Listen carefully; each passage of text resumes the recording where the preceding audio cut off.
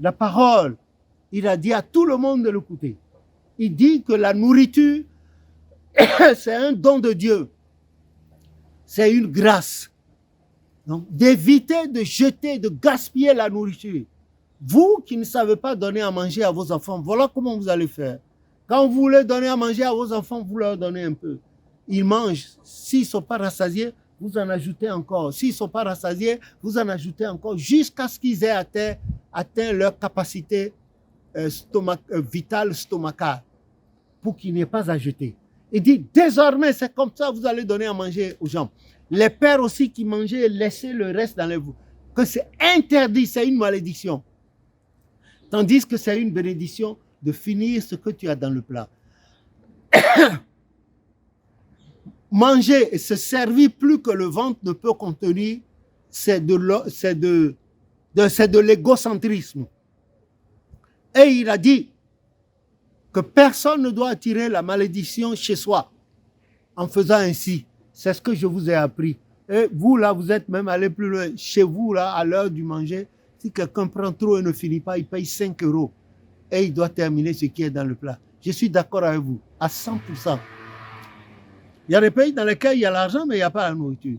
Il y a des pays dans lesquels il n'y a pas du tout d'argent, il n'y a pas de nourriture. Alors, un jour, j'ai vu dans une vidéo, je crois, au Soudan, dans l'un des deux Soudans, il n'y avait pas à manger. Il y a des gens, les enfants étaient désolés. Comment? C'était des squelettes ambiants. Il y a celui-là, là, qui attendait. La vache était en train de pisser. Donc, elle attendait, cet enfant-là attendait de boire l'urine de la vache. Il n'avait plus de force pour marcher. Et à côté, il y avait un charognard. L'oiseau charognard, ça, les vautours là, qui était tranquille, qui attendait. Il savait que d'une minute à l'autre, l'enfant la tomberait et il pourrait le dépiécer, des coups de bec. Voilà. Mais j'ai pleuré. Je n'ai pas voulu pleurer, mais la scène a forcé mes larmes à sortir. Et là aussi, j'ai dit, Seigneur, aie pitié. Mais lui, il savait pourquoi ça se passe.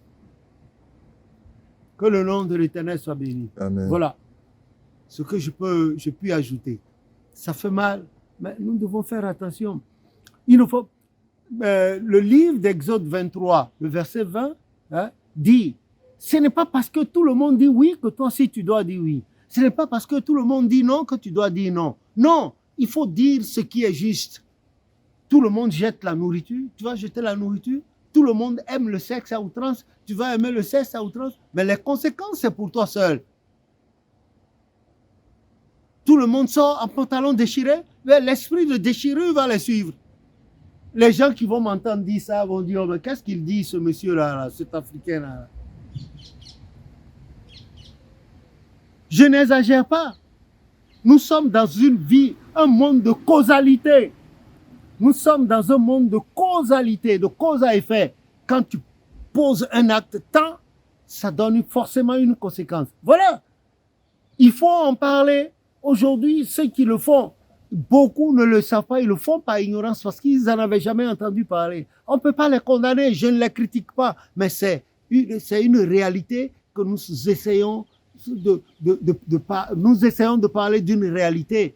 Peut-être que ça pourrait toucher à des gens et va prendre de l'ampleur et beaucoup vont revenir et va voir. Oh, sincèrement, ça fait de la peine. Que le nom de l'Éternel soit béni. Amen. Lui qui nous a fait la grâce de pouvoir en parler, de constater, et bien qu'il maintienne nos cœurs Amen. fermement dans ces choses-là, que nous ne changions point, Amen. que nous enseignons cela à nos maisons, à les gens autour de nous et que la joie revienne. Franchement, pendant qu'on dit que d'autres jettent, d'autres sont là en train de mourir. Et petit à petit, ils n'ont pas à manger, ils n'ont pas à boire, surtout en hiver. C'est triste. Et on ne peut pas les aimer plus que Dieu les aime. Et on peut pas, nous ne pouvons pas porter assistance à tout le monde. Moi, je ne suis qu'un homme de soutane, un mangeur de bougies. L'église ne me donne rien. Le peu que j'ai dans la poche, je ne peux pas finir de tout distribuer.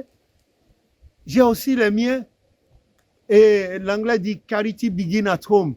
toute charité commence Amen. par soi-même. Voilà ce que je puis dire. Béni soit le nom de l'Éternel. Amen. Voilà. OK?